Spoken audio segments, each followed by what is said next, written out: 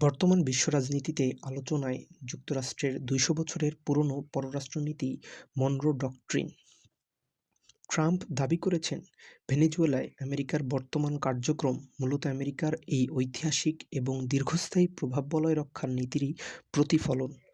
১৯ শতকে মনরো নীতি গ্রহণের মধ্য দিয়েই পুরো পশ্চিম গোলার্ধকে নিজেদের আঙ্গিনা হিসেবে ঘোষণা করেছিল যুক্তরাষ্ট্র। এই নীতির দোহাই দিয়েই শুধু ২০ শতকেই ল্যাতিন আমেরিকায় বহুবার অভ্যুত্থান ঘটিয়েছে ও সরকার উৎখাত করেছে তারা। মনরো ডক্ট্রিনের ইতিহাস।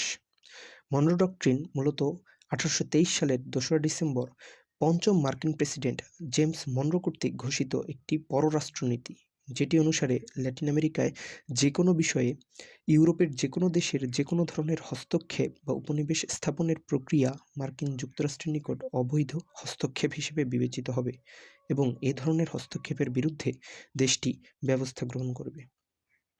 ১৮৯৮ থেকে ১৯৯৪ সালের মধ্যে মার্কিন প্রশাসন ল্যাটিন আমেরিকায় অন্তত ৪১ বার অযাচিত আগ্রাসন চালিয়েছিল। এসব আগ্রাসনের ভিত্তিই হল মনরো ডক্ট্রিন।